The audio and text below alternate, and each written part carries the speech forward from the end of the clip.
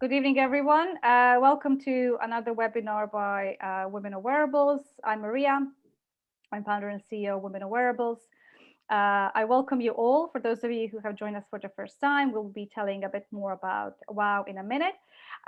Tonight, we have very interesting discussion ahead of us with some amazing speakers. So we'll be talking about what's next for fashion and technology, what's next for digital fashion, what's next for sustainable fashion. And we couldn't have better speakers with us tonight. So well-known experts in this space. If you don't know them, please do follow them on social media because they have so much knowledge in this space that goes obviously beyond this panel.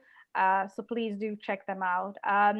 Briefly about what we do, about Women of Wearables. So I'll be telling you now a bit, then we'll have a panel discussion till around 7:30-ish, and then about half an hour for Q&A. Please do feel free to introduce yourselves in the chat box. Tell us about yourself, where you're tuning in from, what is your interest in fashion tech, how did you find out about us, leave us your LinkedIn profile and so on. And obviously, if you have any questions for the audience, please do ask in the chat box, and then we will go through all the questions at the end. So a bit about Women of Wearables and what we do. So we are a global organization supporting women and allies in wearable tech, fashion tech, IoT space, health tech space, AR, VR. We started about 4.5 years ago, and we really have incredible global community spanning across more than 30 countries now. We do have different types of memberships available. So if you want to join us as a member, you can definitely do so at womenofwearables.com on our website. You can also check out our events calendar on our website and on Eventbrite.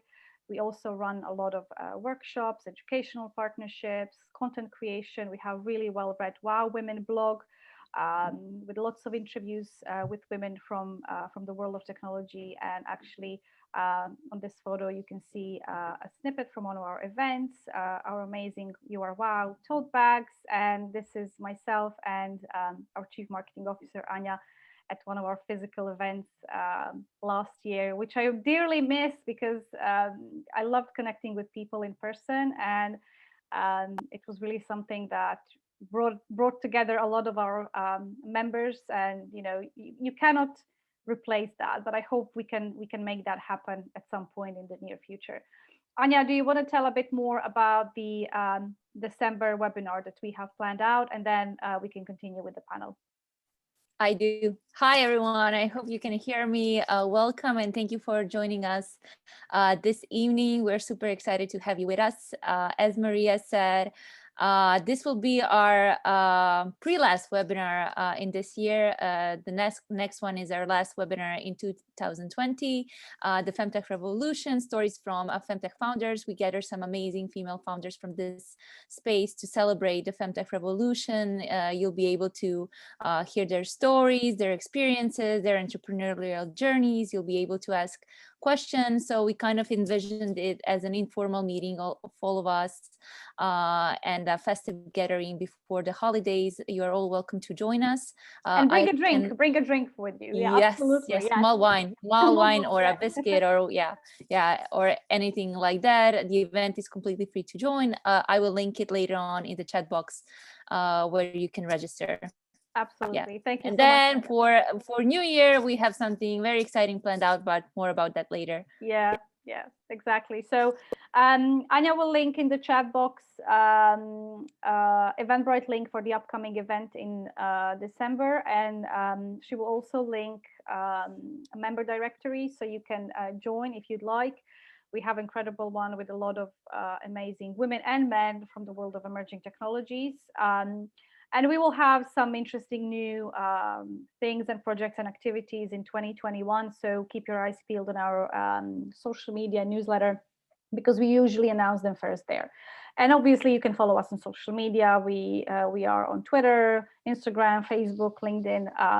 And we will do our best to reply to your emails. We get so many of them these days, but if you just want to say hi or have a suggestion or feedback, please do reach out to us at hello@womenofwearables.com. I kindly ask everything to mute themselves, to have their camera off during this webinar, purely because it will be much easier for us to run it, and also it will ensure the best quality of the sound and video. So without further ado, let's kick off with the panel discussion. As I mentioned, we have super interesting speakers, and I can't wait to learn from them and to hear from them. So it's a pleasure to have you all with us tonight. Ladies, let's kick off by introducing yourself. Tell us a bit more about you, how you got in fashion tech space, how you ended up in this space, what is it that you do, what are the projects you're working on. Amanda, welcome. Amanda from Toronto, and so great to have you with us. Let's start with you. Sure. Thank you so much for having me. So I'm Amanda Costco. I'm a fashion futurist and the founder of Electric Runway. Just to disclose, I'm wearing an augmented reality filter right now, in case you're wondering. So Electric Runway illuminates the future of fashion, retail, and consumer experiences. We do this by producing a variety of cultural content that ladders up to this editorial vision, including our podcasts, YouTube videos, and thought leadership pieces. We also host and produce a variety of fashion tech events, including runway shows, exhibits, thought leadership events. And on the business to business side, we work with the most innovative companies of our generation to help them on their runway to success. Thank you, Amanda. That's great. Stephanie, welcome. Hi, thank you so much. Really excited to be here with everyone. My name is Stephanie Benedetto, and I'm the Queen of Raw. I come from a family background of over 100 years in fashion and textiles based in New York. But as much as I loved the industry, I just disliked all the waste it produced and believed there had to be a better way and a better solution that kind of made sense for people, for planet, but also for businesses' profit. And so we built Queen of Raw as a global marketplace for anyone from a student maker, crafter, quilter, to the biggest brands and retailers in the world to be able to buy and sell their unused textiles, keep it out of landfill, and help them turn that pollution into profit. And just a little sneak peek at what's coming. We're known for our marketplace. We've built some pretty awesome tools that live behind the marketplace to help businesses do better going forward. So they aren't just selling their waste, but they're figuring out why they have this waste and how do they minimize it. And then also sharing that kind of information with their end consumers. So excited to chat more about it. Thank you so much, Stephanie. And I can't wait to hear more about what you have built with Queen of Raw, because there are some really incredible prizes that you won. And we will talk about sustainability as well during the webinar. So I'm really looking forward to that. Thank you. Marina, welcome. You are one of our earliest supporters and our WoW women. And I'm so glad that we have you with us tonight. First, I have to unmute myself, of course. Yes. Thank you for having me. Well, I'm super impressed also by the audience, and I'm checking the chat, and I really love that everyone is introducing themselves. So super nice that I can be here. Currently in my studio, Fashion Tech Farm Eindhoven, the Netherlands, where we started. Well, my company is already founded, I think, 14 years ago. Where I try to bridge the gap between fashion and tech. For me, that means that I work, I try to get all the technology out of those shelves in the research institutes, in the high-tech companies, Philips, for example, and get them onto people in everyday life. That's at least my biggest ambition still. In practice, I do that for the high-tech companies, but also, for example, for Adidas or Hugo Boss or those kind of fashion brands. I try to help them out if they are interested in product innovation, and via the means of prototyping. So I build the examples, I show the world how fashion also could look like, how it could act, how usability works. And then mainly like very early stage. So a lot of my projects are not going to be at the market in 5 years from now. But then some also already entered the market, of course, as I'm doing that for quite some years. And then last year we founded, so my company is bywire.net. And last year we founded the Fashion Tech Farm, to really build an army of people, of prototypers, of designers, also to bring this, bring a stronger answer to the current world of fashion. I think that's what we're totally going to discuss this evening. There are quite some problems in the fashion industry. So how can we give an answer by the means of tech? That's what I try to do, and also do a bit of education in that field. And I see a lot of students starting in this field, but sometimes it's a bit too hard in the first years to really find way and really make money out of that. And then they're gonna get this wonderful designer job in, well, I don't know where on the world, and then you lose them in the fashion tech space. And that's also what we try here in the Fashion Tech Farm, to really have them a little bit longer under our roof and in kind of an incubator situation, so that we together are a bit stronger. That's amazing, Marina, because if I may add, I love that you have that very, very much focus on education. I think that's really, really important. And I think it's really important to show younger generations what they could be doing at the intersection of both industries. Thank you. Yeah, because it can be very creative and innovative, right? But not many young people know actually what they could be doing in that space. Totally true. Later we're going to dive deeper. Yes, Next. definitely. Thank you so much, Marina. Last but not least, Kelly, welcome. Hello, everybody. My name is Kelly Vero. I'm the head of game development, fashion and collections at So Real Digital Twins. We're based in Bern, Switzerland, and we're responsible for putting physical objects into the digital space with data, functionality, and longevity.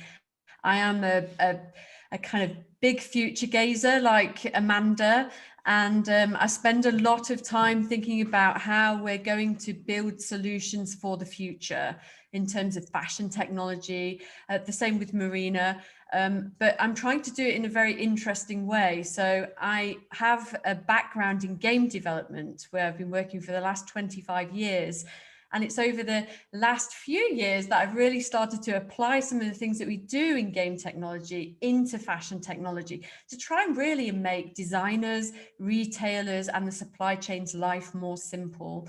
So the types of things that I'm working on at the moment, which will be released in the next few months, are solutions revolving around virtual sampling. We are the sort of purveyors and leaders, I suppose, in the world in industrial scanning techniques. So we've been able to produce the first ever fully scanned metrologized t-shirt, which sounds wow, like nerd stuff. That's what really like fires me up and gets me super excited.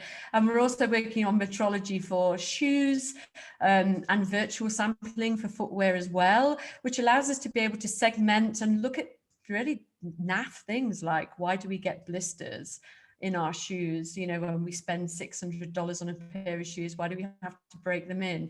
So they're the types of like big questions, if you like, that I'm trying to work out as part of my work at So Real. And when I'm not doing So Real, I'm building a circular economy fashion game called Portobello, and that will be coming out 2021 at some point. So I'm very excited about that too. And I'm sure that we'll dive into like loads of millions of topics, but I just want to say that I'm super happy to be here with this hive mind of genius and amazingness. So bring it on. Thank you, Kelly. And I think one thing that you forgot to mention is that you also write crimi novels, right? A bit of a, slightly off the tangent from the topic tonight, but you do have secret talents in yourself. Yeah, I've written 5 books, and I've also written a TV series that's being turned into a drama on Netflix. So look out for that as well. Amazing. Thank you so much, ladies, for that. And let's start the discussion by, something that's very close to us as end consumers of the fashion. Very topical here in the UK. We're going through another lockdown, and obviously in the last 8 months we have witnessed big shift in retail space, in fashion space. People are working from home, they are purchasing less, pandemic has affected every single industry on this planet, and fashion is one of the most affected industries. So, what do you think, are some consequences we are yet to witness? What are some trends you're seeing? What, are some trends you're seeing with the end consumers? Are they really buying less? Are they more thinking through what they are spending their money on? How do you think in the long run this pandemic will reflect to the fashion space? Amanda, shall we start with you? Yeah, certainly. So I think from a consumer trends perspective, on the whole, we're seeing people spend less money on frivolous things and more money on functional things. So we've seen a rise in sweatpants. Lululemon is doing really well, for example. So I think that consumers are watching their pocketbooks, and that's of course affecting the fashion industry, but we can't fool ourselves. A lot of these retailers were doing poorly before the pandemic, and it was really only a matter of time before something was going to happen anyhow, as we saw with Forever 21 and some other fast fashion retailers. Seems that fashion has gotten so fast that it doesn't know what to do with itself anymore. From a digitization perspective, I'm noticing a sort of rush to digitization. And when I say that, I mean, that can mean, you didn't have an e-commerce site before and now all of a sudden it's top priority, or it can mean, that you previously didn't offer augmented reality, but now it's a necessity. Now it's necessary for you to do so because you have to offer a try before you buy experience. So I think that we're seeing a rise in interest in virtual tools, and I think that there's been a lot of people who were waiting for this moment for a really long time and are excited about this moment. We just didn't think it would come about in such a way, if that makes sense. Yeah, totally. And I completely agree with you. And something that Anya and I were discussing when we were preparing some questions for this webinar is that how we still cannot figure out how some retailers, haven't introduced web shops, like Primark, for example, here in the UK. The whole idea about bringing people to the physical shop has completely evaporated because of the pandemic. And, it might seem like a very, very, plain, stupid little thing, not to have a web shop, who doesn't have a web shop these days? But obviously some big names don't insist on not having it, and I'm actually really curious to see whether they will survive or not on a very basic level of the retail, so to say. Stephanie, what are some trends that you are seeing based on the effects of the pandemic? If you look at the past 6-8 months and what's going on, I would definitely categorize it as showing how unsustainable, in many definitions of the word, the business models were for fashion, right? And if any good can come out of this, and I want it to be a positive message that people leave here with, it's that because there's been all this turmoil and all these changes, it opens the door for massive opportunity for everyone out there to be a part of the solution, right? And looking at technology, looking at business models, and having that eye towards the importance of the triple bottom line, finding solutions that make sense for people, for planet, but also for businesses' profit is really going to be critical building for the future. And to make that future sustainable by all those words, I think it means that we need to build businesses and supply chains that are more on demand, more local, and more sustainable. And so I'm really excited to see the innovations, the business models, the technologies that support that going forward, because I truly believe that's how we have an opportunity now to build the future that we want for this business, for our children and future generations. And none of us need to stop till we do. It's totally possible. Absolutely. And I couldn't agree with more with you, Stephanie, because I think, profits and business success and sustainability shouldn't be categories that exclude themselves, right? They can still be present in one business, and that business can be successful despite being sustainable, because sustainability at its core can mean so many things. And I think it's the only way forward for the fashion. Fashion needs to become sustainable in order to be sustainable, so to say, if that makes sense as an industry. So I completely agree with you. Marina, what are your thoughts on this topic? Maybe you'll need to unmute yourself if that's. I can't talk too much about like the total industry as Amanda just did, or because yeah, that's not my cup of tea. But what we did here when in the beginning of March, when COVID kicked in here, like really severely, and we were of course following it up. Friends in China were in the middle of it, so we were a bit hesitating on getting our thoughts and experiences which we already had in the mask making area out of that box, because yeah, that is being made in the old system where everything is also under NDA. But in the end, we picked some information out of that and iterated up on that and went to market within 5 days. So we managed to start, well, from the very first prototype, of course, based on a bit of knowledge and a network on material suppliers, to well, building a web shop, etc., and sales in such a short amount of time. And that's also, yeah, as people were not like super aware yet, they started to slowly buy, and then around the curve when it was becoming like really severe, we had like thousands of orders, which we could hardly do because also here it's like social distance, lockdown, we cannot get extra people in. So yeah, my I think March, April, May, June months were like a lot of production and making a lot of post stamps and those kind of things, like really getting the orders out. And that was for me a super good experience. Get this like first-hand customer care, production, scale up, etc. in like only a few months of learning curve. So yeah, it's being called the fashion filter. But what you also that's actually what I wanted to ask you, to show us what you've been working on in the past few months. Okay, so what is that? Can you tell our audience what that is? Yeah, so it's a double filter, so inner and outer filter that you can all wash. It's a washable system. Mm-hmm. Back then, also the testing facilities were of course over us. But later on we got our testing also done, and they are also like super protective. It's all totally shaped, printed, of course, fashion. It should look good, I would demand. But what we also and then we moved into a bit of smartness, but that's more recent developments, placing sensors on them. Sensors, yeah.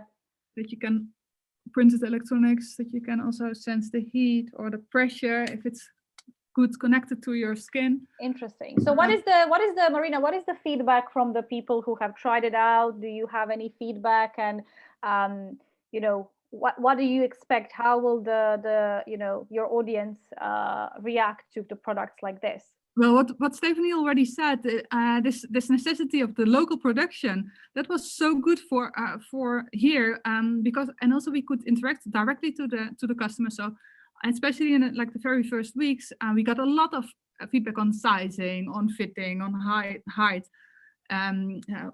how it should be connected behind the ears. So I cannot repeat all this kind of feedback, but we could every day.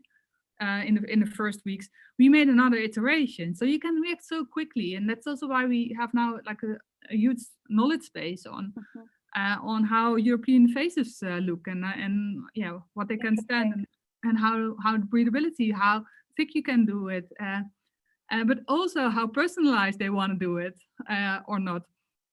So we offer like personalized prints. We have like pre-prints from designers, from non-designers, etc. So that's also super interesting, how we offer also DIY kits. Is that something of interest? In research, we talk a lot about it, and we talk a lot about personalization and ultra personalization, but is it truly something? And so I cannot repeat all the findings in only a few minutes, but we also learned now that, well, everyone is of course making masks. We can easily get them again from China. So now we are also totally out of the market already. So it's also not something that sticks. So Amanda, what you said, like, okay, sales shifted. Yeah, we are dressing up more comfy, but I'm really wondering, how are we then also redesign this future for the better, and not like already now that logistics is already on their feet again. I would say that we then already are changing back into our old habits. So that's something that I'm really curious of, and how can we maintain the good learnings from this pandemic. That's really interesting. And what I would also say is that, you know, pandemic has actually shifted a lot of our focus on health tech and healthcare, but again, fashion can accentuate the current healthcare industry in many ways. And I'm really glad to see how with your products you're merging, you know, technology and fashion and health, so to say, in a really good way. So, but we will definitely touch upon that a bit later again, because I'm very curious to find out more also about some of the other projects you've been working on. Kelly, can you share with us, you know, how do you see current pandemic affecting retail? What are some things that you've seen in the industry through your work at So Real, and also maybe you know, how are retailers reacting, and what are some thoughts on that? I think that actually the post-pandemic put everybody into a space of panic. And so usually when we're in a place of panic, the thing to do is just make stuff, whether it's making money or making goods or doing things. And one of the things that I found, well, I did a few things during the post-pandemic to really try and understand sort of what was going on. And I guess we'll talk about the ethical fashion initiative a little bit later. So that was one thing that was really, I was kind of quite passionate about. But another thing that excites me living in Switzerland and trying to learn a new language and understand culture was that I have been volunteering for the past 3 years in a secondhand place. So it's like a charity store, a little bit like a Buffalo Exchange or something you might find in the US. And that's been really great because I really get to see the wastage. And so I get to see what the mindset is of the consumer in terms of what they deem worth putting back into the fashion kind of system or ecosystem as it is, and what is worth putting into landfill, and understanding really consumer behavior, which definitely informs what I do on the video game side. But on the So Real side, in making digital twins, actually we're completely hands off in things that we make. So we take goods, and you can see that the handbag, the purse behind me, this is actually a digital twin. So it functions the same way as a physical item does, but it can be used in a digital space. So that means you're wearing something without wearing it, a little bit like what our lovely Amanda is doing tonight. And that's super important because that changes how we behave as consumers as well, and what our mindset is in terms of the value of things. And the value of things is something that is going to affect us certainly over the next economic shift when we go post-pandemic and go back into retail. But certainly in terms of development and supply chain right now, I know that somebody has mentioned in the chat stream here about buying online and how that impacts customer returns. In order to do stuff like virtual sampling or make digital twins of existing fashion items, that means that you're lowering the need to be able to put returns, you know, into the landfill or send back samples that don't fit and don't work. Therefore, the amount of work and general sewing data, or MTM, that it's taken to measure how you make that purse or that item of clothing is now massively reduced and is more impactful in terms of consumer behavior. That's really good. Actually, I didn't know much about the term digital twin and you know, how it reflects in the fashion industry, how it works. But then when you joined WoW and when I started reading more about it, I think it's fascinating and so exciting, and it will definitely change the perception of how we value things, how we use things, how much we purchase, hopefully. But obviously it can be applied to so many other industries and sectors. And I know that you've been applying it to in culture, like heritage as well. We will talk about that later a bit as well.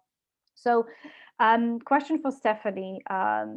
We need to talk about sustainability movement within the fashion space because it's hugely relevant and important. And I found this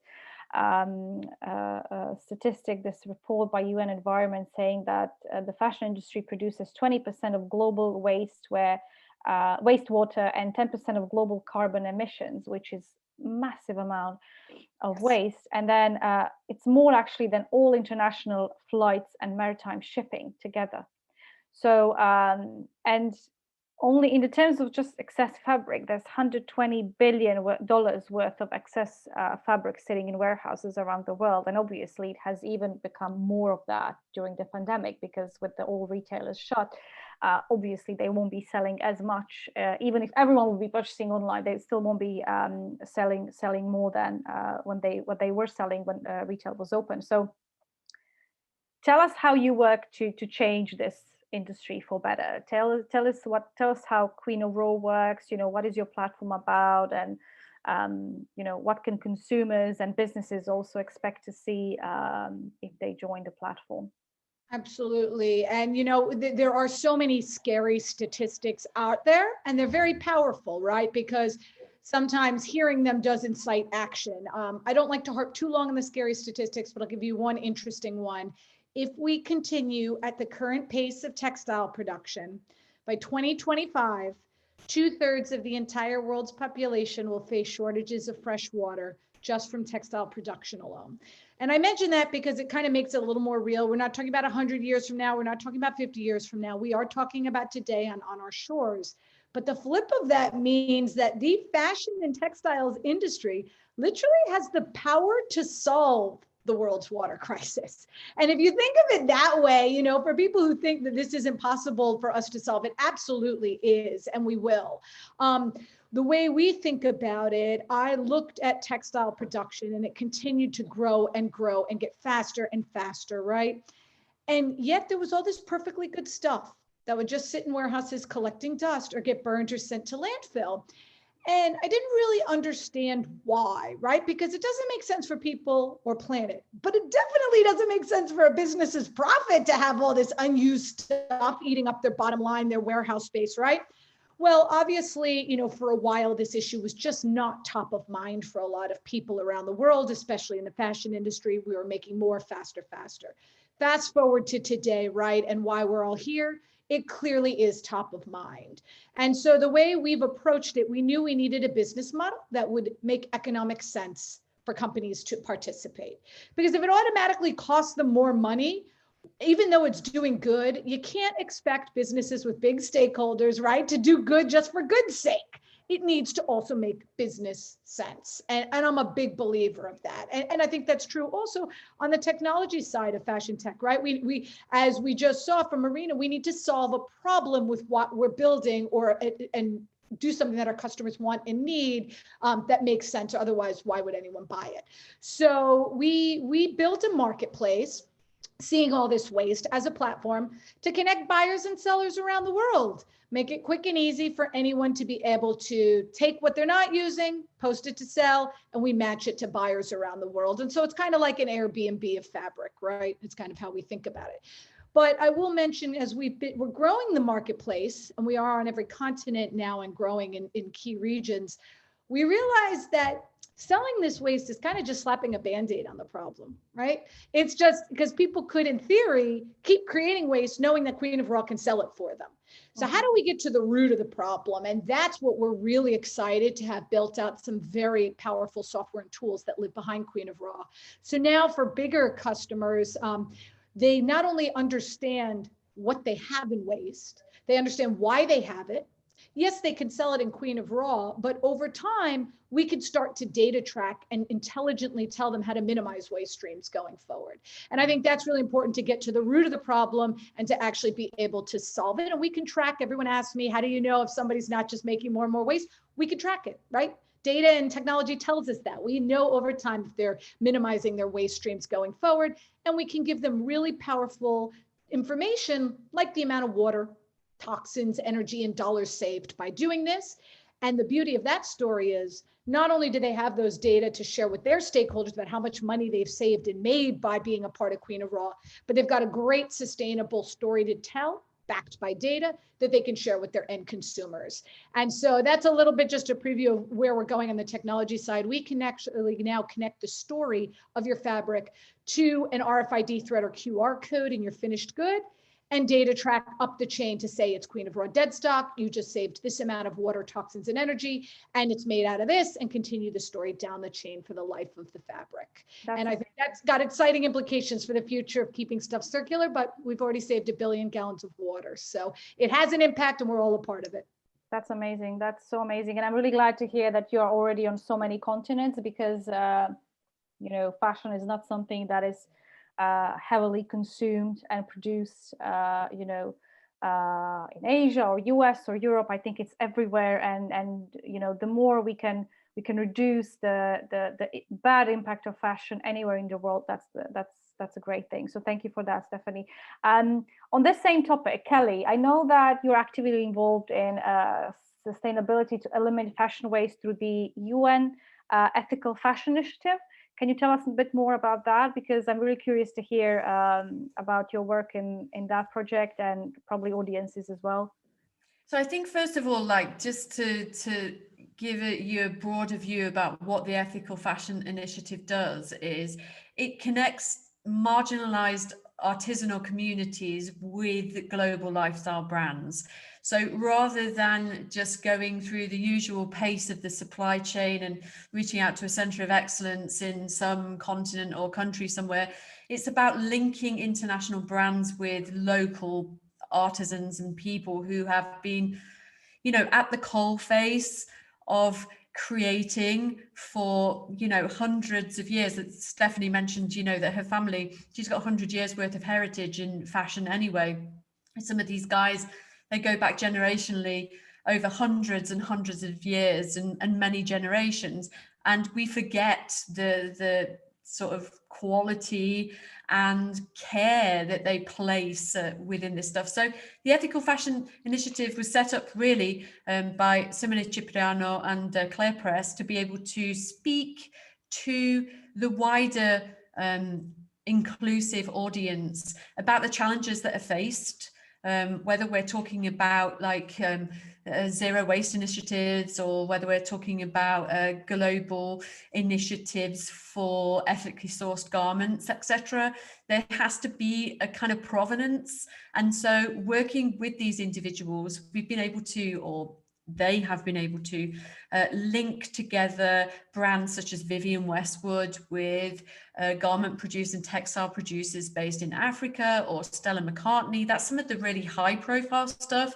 But actually some of the most simple stuff that we did in a recent fashion hackathon back in May 2020, which was sort of in the big hold of the first lockdown and the global pandemic panic, was we started to talk about problems and how we were going to solve those problems. And that's what the Ethical Fashion Initiative tries to do, is it tries to solve problems from the process of what do you need in fashion in order to make yourselves either more inclusive, either make yourselves more educationally focused, or be able to do stuff that Stephanie and Marina do in terms of bringing tech or bringing new ideas and ideals, RFID chipping, etc., to a wider community, but also focusing on something that's more regionally and economically focused, metered and facing, because I think the information, advice and guidance is a massive part of what we do in the fashion industry. And we don't have one without the other.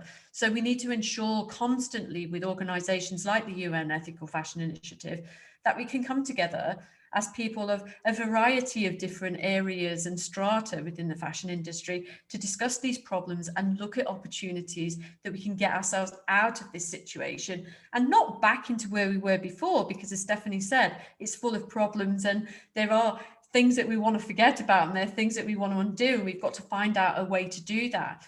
but it's about not being alone. It's about being more collaborative and more globally minded, and not just supply chain and bottom line focused. Yeah, that's a good point. That's a good point. Thank you so much, Kelly. And please do link the link of the initiative in the chat box if you can, because I'm pretty sure people would like to check it out. Question for Amanda. Let's start with you, Amanda, as well, because Amanda, you have really amazing experience. You have worked with so many different fashion tech brands, big brands, small brands, and you have accumulated so much knowledge about fashion tech space and fashion sustainable tech space. And what is your definition of sustainable fashion? And is it even possible for brands to become like fully sustainable brand? Because sustainability can mean so many things. What is your definition of a sustainable fashion brand? Yeah, I'm going to say something controversial and say that I don't think that there's such thing as a sustainable fashion brand, because by the very essence of creating something, you're producing waste. That is until you start to get into digital twins and virtual garments, which I'll talk about in a second. But there are criteria with which we can assess the social impact of a brand. And I think that it would do us all well to move away from sustainable and more towards social impact, for the very reason that your question pointed out, which is that sustainability is this kind of wishy-washy subject, and we don't really know how to adequately measure it.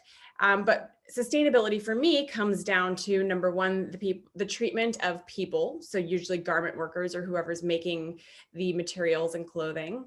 Number two, the treatment of animals. And number three, the treatment of the planet. So you can evaluate brands on those different criteria to understand where they are at on a sustainability spectrum. Now, what really excites me about the fact that we're all staying home and perhaps consuming less is that there is this opportunity for fast fashion to move into the digital space. So instead of producing fast fashion for, frivolous looks that you wear them twice and then you throw them away, you can actually do this in the virtual world or in augmented reality, or, just online in social media. And I think that's a really exciting opportunity where mixed reality becomes a space where we can engage with the frivolity of fashion without having all of the waste. That's an interesting one, a very, very interesting one. Actually, I really hope that we can see more AR, VR, MR use in the fashion in the years to come, and any other industry. And I actually think that the pandemic will accelerate the adoption of these new technologies in so many other industries that were still quite experimental until now. I'm curious to hear from you, Marina, about, you are definitely someone who has worked a lot on with different types of sustainable materials through your work, and many other brands and small brands, and educated on this topic. In your opinion, what makes a brand sustainable, and can it even be achieved in fashion? Marina, we cannot hear you.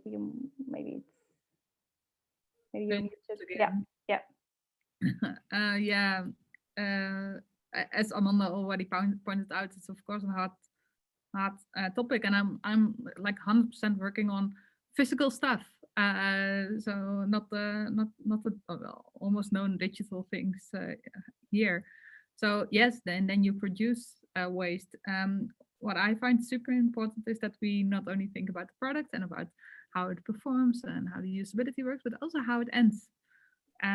So what is the end of the lifetime? How long is that going to take? How are we then going to deal with the materials that are being left over?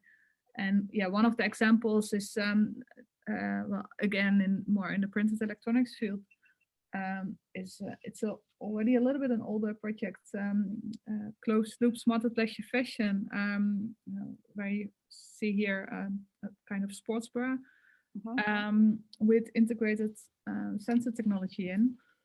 Like here you see printed electronics on TPU film, which is stretchable and washable, but in such a way made that we can also delaminate it from the fabric, so that we at least can break it apart. Because I'm doing quite complex fashion pieces, and we have already a hard time to to recycle those ordinary garments that we are wearing. So when we make it more complex, when we add materials up, and then we also have to think, how can we break them apart? And with these printed electronics components, we managed to apply them into the garments, wash them for 20 times, get them out again, and reapply them for, we tested for like 5 times this cycle of washing and reapplying, etc. So yeah, that is at least a way that we consider the total loop. But that also comes with like different business models. And that is like that you have kind of a leasing system, or that you really keep the value with you as a company, and that you maybe also do the caretaking for the garments. That you and then also can offer different services, where I come more in the field of the other experts that are here this evening, and that we can also do give services on how you used it, how you can play more with them, how you can do other kind of exercises, etc. Which is not my expertise, especially not in this community this evening. And that's what I find really hard in discussions with the fashion brands, and then I'm talking about the bigger brands. They are not, as far as I experience, not open enough for those kind of business models, and that's also something that And that's actually something that I wanted to ask you. How open and how ready are big fashion brands actually to implement technology? Because fashion is very slow when it comes to implementing technology, and not only when it comes to sensors and wearable technology, but also different changes in supply chains, production, manufacturing, and so on. What are your thoughts on that? Why is fashion so slow when it comes to some, like, especially traditional fashion brands? Why is that the reason? What would you say? Well, I think they are used to do only economical innovation. So change processes because it can go even cheaper in Africa, for example, as we are currently facing. So only the economical incentive is an important thing. And then I'm talking about the old. And of course, I'm generalizing. There are brands who are really eager to change, but not that many. And I also I was totally a believer that we should do it via the fashion industry, as Stephanie also pointed out. We in the fashion world can make such a big change, and fashion is famous for at least making things like so appealing that you want to have them. If they put that into action for the better, then it's also we also foster a change in only 2 seasons. But for me, it takes like way too long. It's not going to happen via the fashion industry. I think I'm hoping that you have other thoughts about that. Yeah, I have to agree. Stephanie, what are your thoughts on this? What do you see, based on your work with some big probably brands as well? Yeah, it's funny. When I first started looking at what we were doing, I knew technology was going to be the conduit by which we were going to deliver the solution. But, I knew there was going to be a challenge when you're selling technology, and especially enterprise software, to businesses that are still doing things the way my great-grandfather did in 1896, right? Good old pen and paper, or maybe if they're a little bit better in Excel.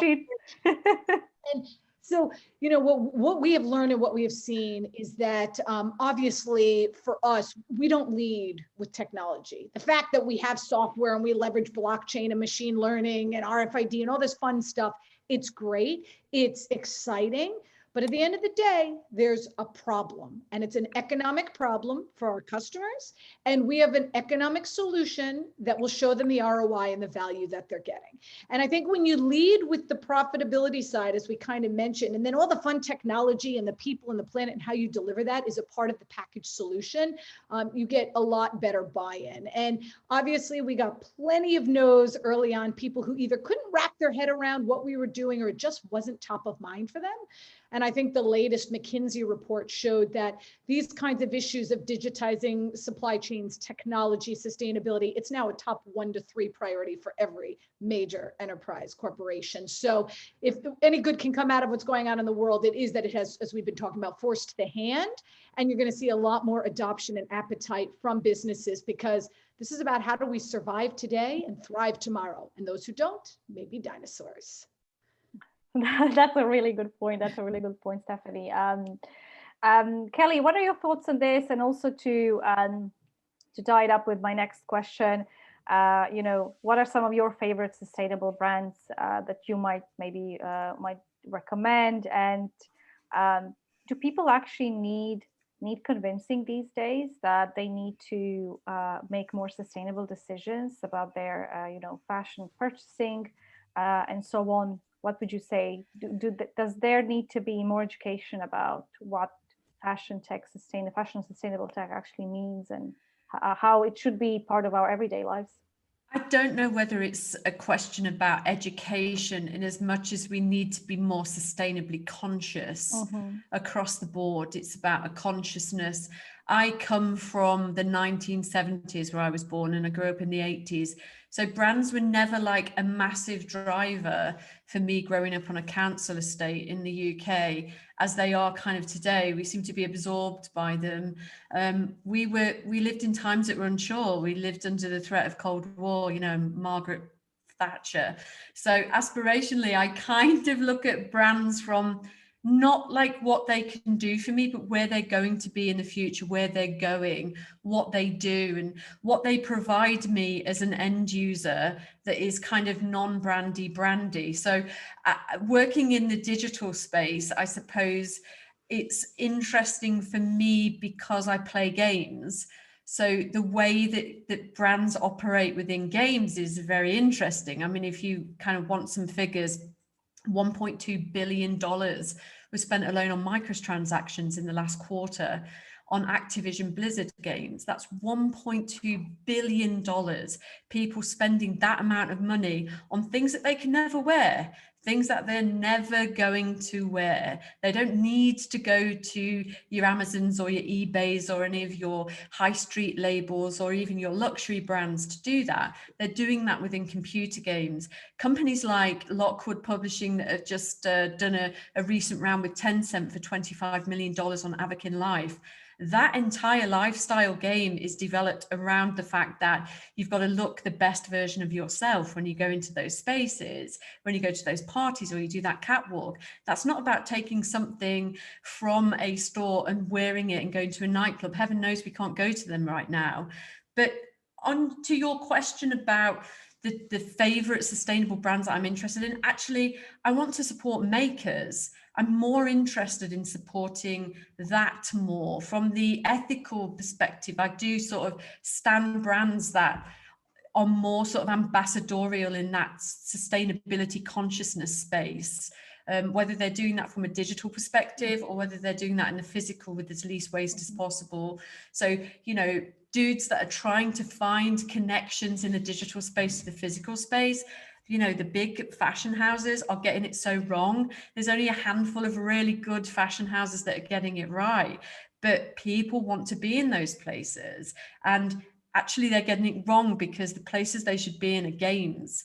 If people are spending 1.2 billion and you want them to spend on your products, you need to get into games, or you need to get into the digital space. So those types of digital brands really fill me full of passion and joy. That's really interesting. That's really interesting, Kelly. That's really interesting point. Amanda, what are your thoughts? Because I know you are a fashion tech futurist, and I very eagerly follow new apps and new things that you're trying out. And I've been seeing on your Twitter as well, some new stuff that you've been trying out over the past year or so. So what are your thoughts on this? And also, what are some of the maybe sustainable brands, fashion brands that you would recommend, or you maybe look up to and love what they do? Yeah, well, I'll say first and foremost, I'm Canadian. And so we live in a survivalist environment in the sense that it's always about surviving the weather. Margaret Atwood writes a book about Canadian fiction, and she says the main metaphor of Canadian fiction is that it's all about survival. And if you look back over Canadian fiction for the last couple of years, that we've been around as a country, it's true. And I think the same thing can be said for our apparel, is that it is about surviving the elements. It is about utility. That being said, I'm really lucky to live in a climate where, I can easily access brands like Herschel, brands like Canada Goose, these ones that are really meant for surviving the environment. Now, when it comes to the brands that I'm looking at as like beacons of sustainability, I think to Kelly's point, it's not these big companies, and it's more small startups that are undoing the system as we know it. So for example, Denim Unspun is a company based in San Francisco, and they take a body scan of you and can produce you a pair of jeans specific to your body. So the jeans aren't created until you order them. So there's no waste in that process, pre-sale anyways. So that's really interesting. It requires a complete upending of how we think of traditional processes in the supply chain. Beta Brand is another company that's doing the same thing. They crowdfund all of their designs. They don't produce them until it reaches a certain kind of threshold of demand. And then that way you're not going to have excess inventory to begin with. And then there's companies like ThreadUp, which they're not making anything, but they're using augmented reality and artificial intelligence and machine learning to find homes for secondhand items of clothing. So matching consumers with thrift in the way that best suits them based on their variables. So I'm really interested, and Stephanie's company as well, looking at the business models that are sort of filling in the gaps and solving a piece of the problem. And that's, getting us towards a more sustainable fashion future. I agree. And actually, I have one more question for you, because I know you also, regularly appear as a public speaker, and you work with many brands in that sector. Do you think that virtual runways are the future of fashion? Because in the pandemic, we've seen that a lot of brands have turned to digital, and do you think there's actually an opportunity for fashion brands to do things more digitally in the future? At least, let's say, virtual runways and similar showcases of the next clothing collections. Yeah, I think the way that we consume fashion, market fashion, has been changed completely because of the pandemic, but it was a necessary change. Fashion runway shows, New York Fashion Week, Paris Fashion Week, they're very wasteful events, right? Think of all the people flying in, think of all the emissions. And when you think about it, it's really just to produce an image of a garment that could be digital. Like, it could all be done digitally, as we're seeing now with different runway experiments that have come out over the past 6 months. And it's been really interesting to look at how different brands are presenting in a COVID era. And I actually have a YouTube video all about that if you're interested. But I do think that virtual shows offer more accessibility, more inclusion, and they're a better way to go direct to consumer, right? You can only fly out so many influencers to New York to sit in that front row of your runway. So it's making the industry more democratic, I think. So yeah, events are definitely taking a hit. Fashion shows, as we knew them, are definitely taking a hit, but it's causing this this kind of recreation process that Stephanie was mentioning earlier. I think that's a really good point that you made. Pandemic will democratize fashion in certain aspects, and it will be accessible to more people for sure. Kelly, what are your thoughts on this topic? Do you think, because you again, through digital twins, we can recreate physical objects? Do you think that in that same sort of way we could recreate fashion runways, fashion shows, showcases of new collections and so on? Absolutely. Companies like Jaw are doing that right now. So there are a lot of people that have found a space online where they can be maximum creative. I think that's really important. Rather than making this about, whether it is right to be in the physical or be in the digital space, it's also super important to be creative. And that's what fashion's all about. So whether we're making things seasonal seasonal, or we're breaking the seasons and just doing away with the seasons. We have to democratize what it is that we want to see on the catwalk for the first time, probably ever, I think. And additionally, you know, I find that in what we do with digital twins, particularly, we find that the catwalk is now a place of data. And that is a really big groundbreaking moment for us in the digital fashion space, because data is now completely sewn up by what it is that we make, what we see, and what we're doing. And that feeds nicely like a thread through a needle, to excuse the pun, all the way from the design phase right the way out to the retail side. And not just that, into the secondhand space as well. So what Amanda knows this, what is valuable sort of now, we can know what the value is 5 years from now. And I think that is ridiculously mind-blowing in terms of what we've achieved post-pandemic. That's a really good point. Stephanie, what are your thoughts on this topic? Yeah, and to that point around the resale, reuse, right? With brands, or any of us can start to design with that in mind, not just what happens to your garment at end of life, but what kind of business models that opens up for you to get involved at end of life or consignment or other points of sale beyond just the first touch point is so incredibly powerful and such an economic opportunity. You know, I'm really excited about the future when we stop calling it sustainable business and sustainable fashion. And it's just the way good business and good fashion is done, because it makes business sense. And I think, you know, to one of the questions we're seeing in the panel chat box about resale, reuse, repurpose, you know, it's a really fascinating time for this kind of a movement. And you're seeing it with, right, ThreadUp, The Real, Poshmark, Depop, StockX. I mean, the list goes on. And I think that we're only just beginning to unlock the value of these goods at different touch points, and thinking about at point of design and how to design with that in mind, I think is going to be really interesting and unique and exciting. And you know, there's a future where it's about building an Amazon or an Alibaba done right, and this is the way we want to build it. That's absolutely true. Thank you, Stephanie. Marina, question for you. I know you work with so many, you know, young people, emerging brands, and you collaborated with other experts in the fashion tech space on some of your projects, and you have some really interesting ones like posture sensing garment, which can support prevention and treatment of spinal pain. So you are merging fashion and technology and health tech all at once. So tell us about some other projects you've been working on, and what are some of the most favorite ones of yours, maybe recently, that you've been working on apart from the mask project? I'm super happy to be able to share this project. It's Billy Home. What is that? Billy Home. Okay. Which is again medical, but it's for babies. It's a tiny jumper, or romper, as we call them in the Netherlands. I still don't know the English, the right English name. Yeah, romper. Romper, yeah. Yeah. Good, easy. It's been developed for jaundice babies. In the very first week of life, about 10% has this jaundice.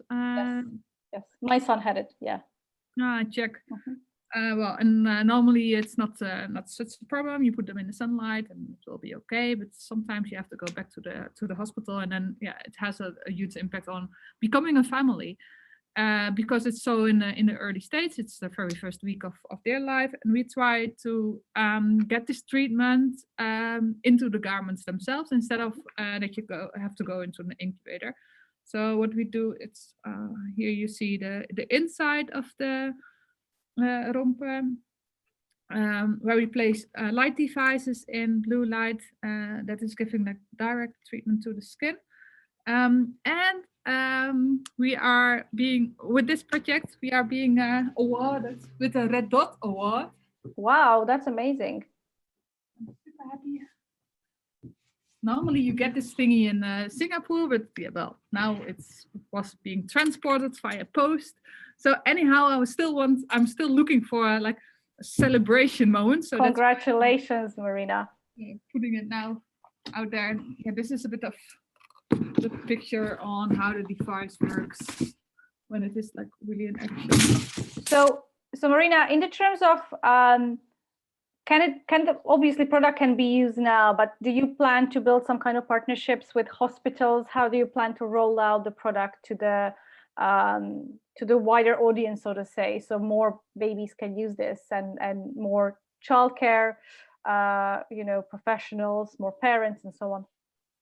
Yeah, so that's the big answer is medical trials there. So we have to build up a lot of proof. We have like all the literature there, and also all the components are already like proven around it. But now we really have to gather a lot of data on how it works, and it's of course a very delicate target group. So building up this data and going to all these medical trials is it's going to take us the coming I hope few years at quickest, and that is like really where we are now at in parallel, of course, by finding continuous investors to really also survive with us for this long process. Hardware is hard and expensive. I'm sure of that. Yeah. But I love what you do. And actually, also something that I was mentioning to someone today is that how wearables are slightly moving away from fashion into more healthcare, and are finally becoming more associated with healthcare, with health tech, with digital health. And I'm actually glad to see that, because I can see so many incredible use cases of technology, of wearable technology, and wearable fashion, so to say, in the healthcare space.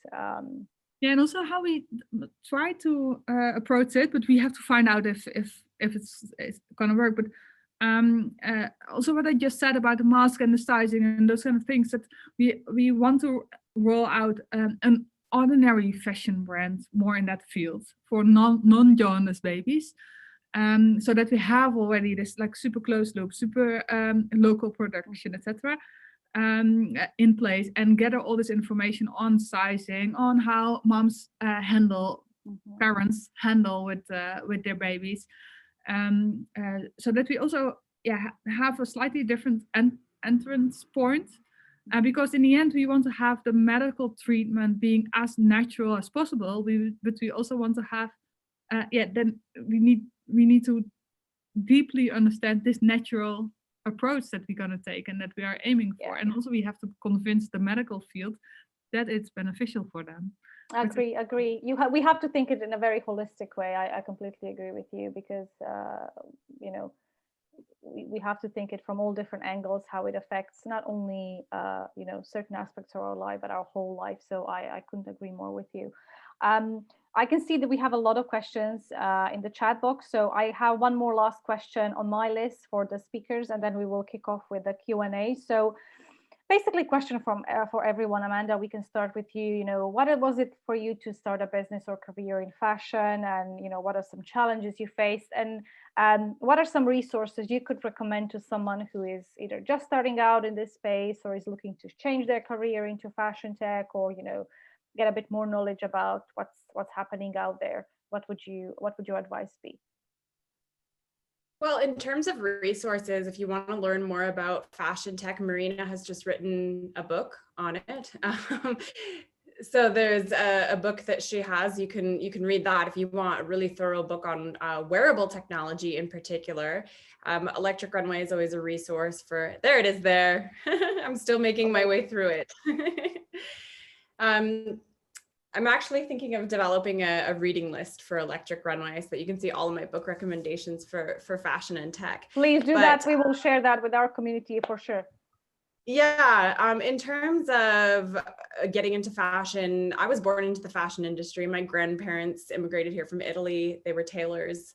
They brought the trade with them. They started their own shop. My grandfather was a merchant. He made his own menswear, and my father worked in fashion. So did my mother, until she worked in media. So for the longest time, I grew up around fashion, never meant to work in the fashion industry. I actually trained as a journalist, and my background is more about telling stories. And it just so happened that the emergence of wearables and technology on the body, and then the sort of digital onslaught that followed that was where I wanted to focus my journalistic efforts. So I would say more so that fashion tech is my niche rather than like I work in fashion tech.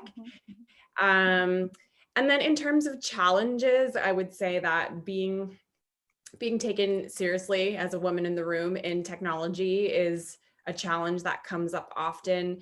I was just on a call the other day with one of the major commerce brands, and they were telling me about their entire augmented reality team, which like consisted all of white men. So I think diversity and inclusion and these things are all challenges, but at the same time, I think that who better to be thinking about the future of this industry than women, right? Like, I think that women are the caregivers, women are the one that thinks about the whole system, that thinks about the unit, and we're the ones to really lead this sustainable fashion industry forward, or to demand that the fashion industry is accountable for itself. So yeah, I'm excited about the future. And if anyone has any like media questions related to fashion tech, you can definitely get in touch with me after. That's brilliant. That's a very positive, look at the whole industry. I love that point that you made. Thank you, Amanda. Stephanie, what would you say? What are some challenges you face? What are some lessons you learned? And do you have any resources that you would recommend to our community? Absolutely. When it comes to resources on the B2B side, and if you're interested in deep diving into sustainability, there are some incredible research and reports and tools put out by organizations like the Ellen MacArthur Foundation. They do an incredible job. The United Nations SDGs have put together a wealth of information as well that is readily accessible to all of us. On the B2C side, there are some really great tools like Good On You, where you can literally go to a point of purchase to buy a product and look on Good On You and just understand by putting in the brand name how they're doing when it comes to sustainability and how they think about people and planet, and can quickly make your own decision of what fits with what you want at the point of sale, right? And so I think those are just some quick ones. There are a lot more, but quick ones that come to mind as very valuable.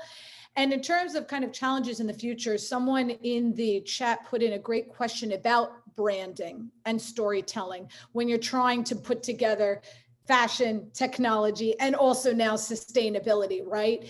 And I think something interesting that also happened with all of us being at home on Zoom is that in our homes with, you probably heard my kids in the background who are my reason of why I do what I do to change the world for them. So it humanized all of us and brought us kind of all to Amanda's point on a level playing field and to be really real. And so I think in your branding and your storytelling, something we've learned a lot about at the end of the day, it's about the you and why you do what you do and why you care. It's not about the technology. It's not about the coolest fashion. It's not about being 100% circular and sustainable and perfect, because no one is. It's about doing your best and doing what you do and sharing that with the world. And the more authentic and honest and true you can be to that, I think the more power you'll have.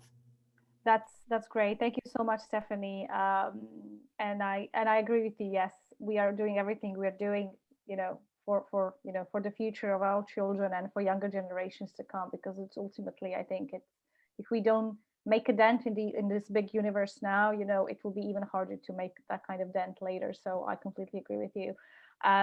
Marina, tell us about some of the resources that you would recommend, and please show us your book. And we would love to write something about that book for our blog, because there's not that many really good resources about the wearable technology, intersection of wearables and fashion. So this comes really, really handy. People, mark your Christmas shopping list, because I think this will be a great book to gift to someone.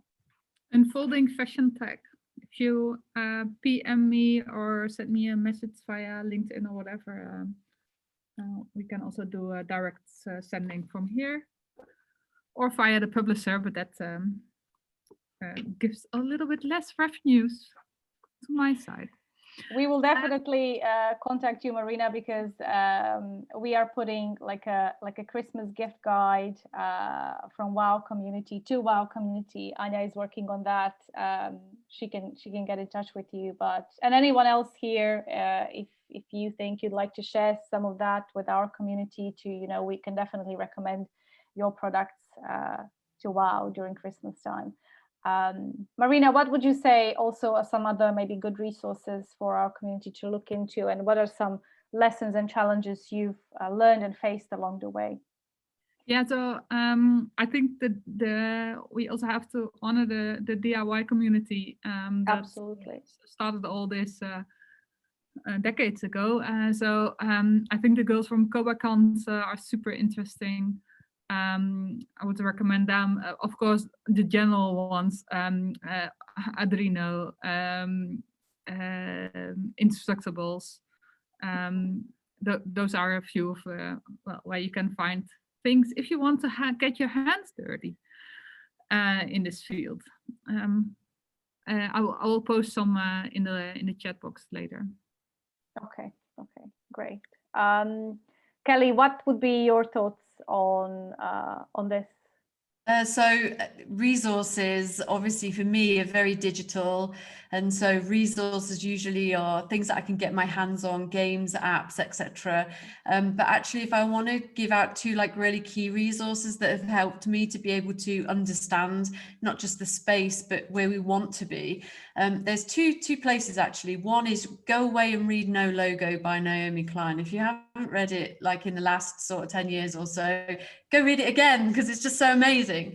But then another great piece of resource is actually a book called Game Thinking by Amy Jo Kim.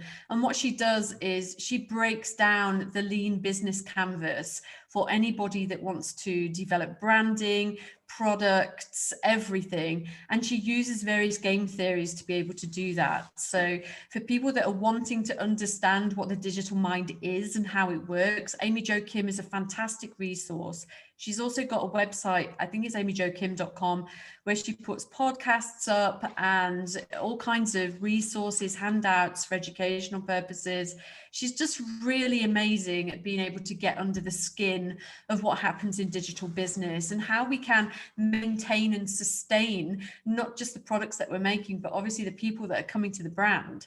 And then additionally, you know, I'm a really big believer in digital sustainability, not just the other part of sustainability that is such a buzzword and is just such a throwaway thing, like saying, hey, love you. Yeah, love you too. Yeah, but let's talk about like the sustainability angle and the digital sustainability, because it's one thing to create an entire menswear collection or line for a season, and it's another thing entirely to take that menswear collection and then just completely forget about it online and never think about it again and hope that no one ever looks at it again. There's a lot of things we can do digitally to repurpose, to refashion, to rethink, and totally open our minds to what digital can do for us. It's not a finite thing. It's a forever thing. So let's treat it like that. Yeah, that's a really good point. It's a forever thing. And if we would think about anything that we purchase in such a way, at least try to think it in such a way, I think we would definitely reduce not only carbon footprint and our shopping footprint, but also we would change our own mindset quite a lot. So that's a really, really good point. Now, let me go through the questions from the audience, because we have quite a few. And actually, Kelly, we can get back to you.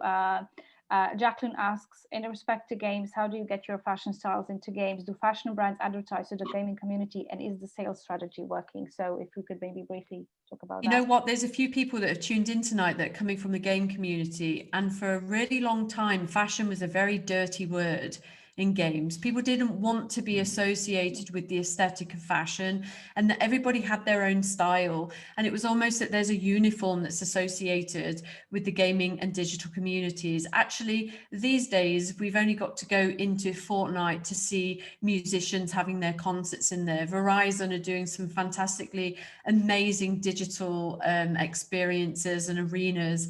You know, Avakin Life is a fantastic hotbed of new creative designers where people can design their own stuff and buy branded goods as well.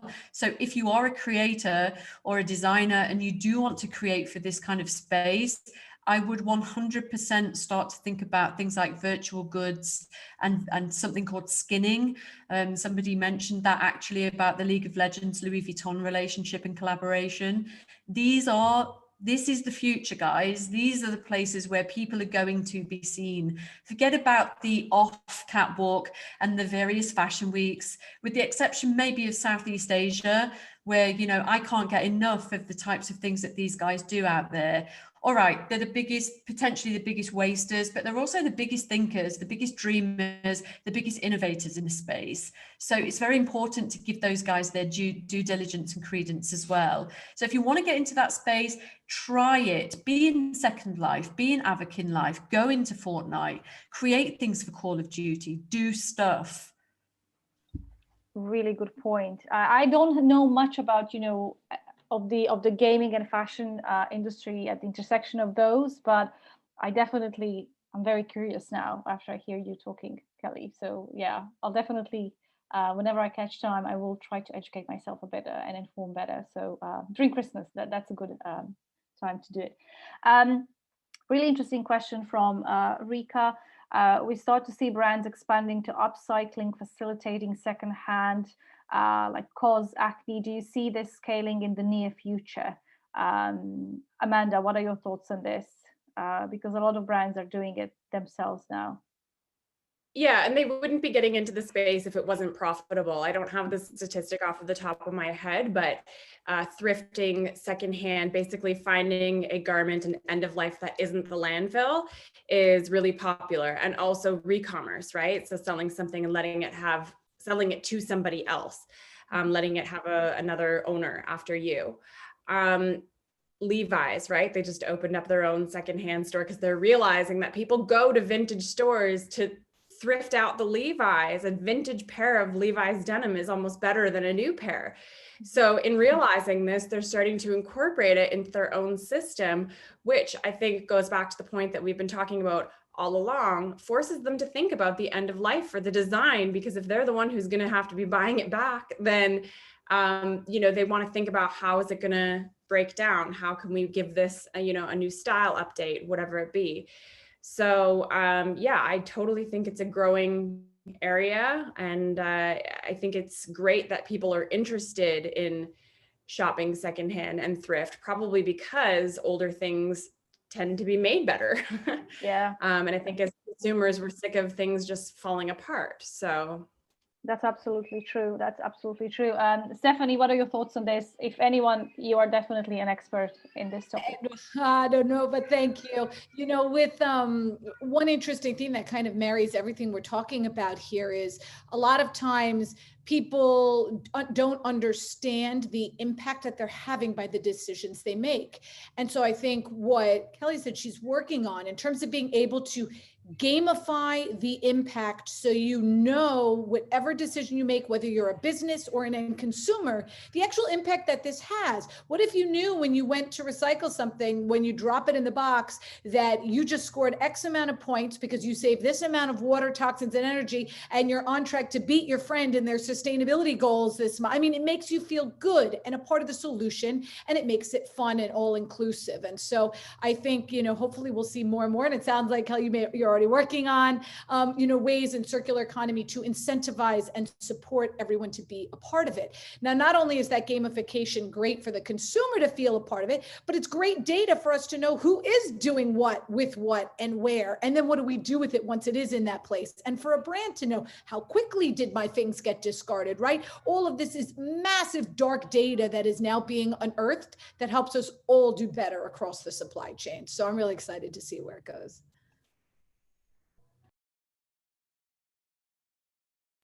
Now I'm muted, yeah. If you can hear any back noise, that's my 2-year-old screaming because he's tired. So apologies for that. A question from Archana, interesting one. Does anyone have suggestions for a technology provider that helps global brands measure current carbon footprint and reductions through various initiatives? Let's talk about that for a moment. Like, what are some maybe resources or businesses that you came across, you know, how good are brands actually at measuring their carbon footprint, and you know, how do we even measure that? What is the tangible way of measuring that? I'm curious to find out. Kelly, can we start with you now? Yeah, I think I'm coming at this from a different direction, maybe a little bit, but a lot of the information that I've been able to access for what we're doing with the Portobello game, and also the stuff that we do with So Real on the Zero Waste Initiative, is by going through resources like One True ID, and also I see them in the chat stream, dudes like Everledger and Engine, people that are using blockchain technology are amazing at being able to identify in a safe data way what is actually happening to our garments as they're passing through the supply chain. And though, as Stephanie said, with some of the things that are happening right now, the dark data doesn't allow us to see the full picture. And actually, I would say that if we hang on for like a little bit, 2-3 years from now, we'll be drawing down quite a lot of information through guys like Everledger, Engine, One True ID, who, and even what Stephanie's doing to be able to enable and empower people to use RFID chipping. You know, Twine in Israel are using threads where you can measure garment provenance, and et cetera, et cetera. So I think that there are a lot of emergent companies that are trying to do this and be very open and honest with their sustainable governance plans. But again, we can do better, and we are doing better. And I think that monitoring these emergent companies and supporting them and being very transparent is the way forward. Thank you, Kelly. And very briefly, could you tell us a bit more about digital twin in the cultural heritage sector? Because this is something that you have been mentioning before. So how can it be applied to any other industry from the sustainability element, beyond just fashion? Actually, from the fashion side, you know, there is a massive resurgence of being able to understand at the V&A, you know, what David Bowie was wearing when he was Thin White Duke. And so one of the requests that we had, like over the course of the last 6 months, was, oh, we just pulled this Valentino dress to pieces. So, you know, we want to find out what the pattern is ready for the Oscar season or whatever, which is now gone. Can you please help us to understand, you know, what it is that we're supposed to be doing in terms of creating patterns? And we were like, stop breaking the seams on vintage clothing, stop ruining vintage clothing, give it to us. We put it through an industrial scanner, and then what we do is we reverse engineer these items so that you can put them into your digital archive and library. And then those patterns, those gorgeous Audrey Hepburn dresses, those amazing 1950s Coco Chanel suits, they last for an eternity. Again, it's about creating forever things. On the museum and collection side, we're actually doing that with everything from furniture to statues. We're working with a number of very high profile museum organizations to be able to turn their entire collections into something online that can be connected with through AR, VR, and obviously through gaming platforms, which is really interesting, Unity and Unreal. So watch this museum space. We will be filling it with objects and items coming your way very soon.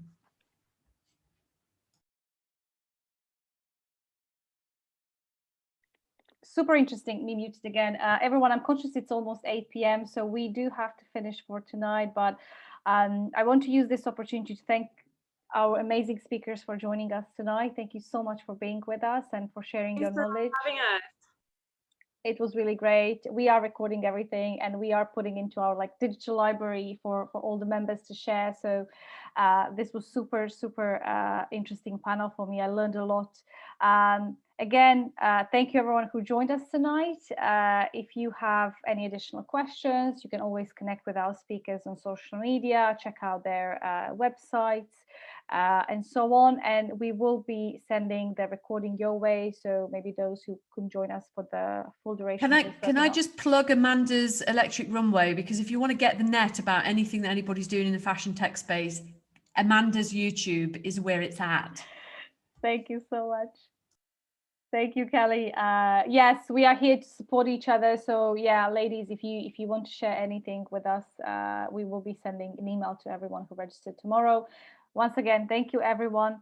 Have a good night. Have a good day, regardless where you're now. Stay safe, stay healthy, and stay wow. And we hope to have you with us at another webinar very soon. Bye-bye. Thank you so much once again. Bye. Bye-bye.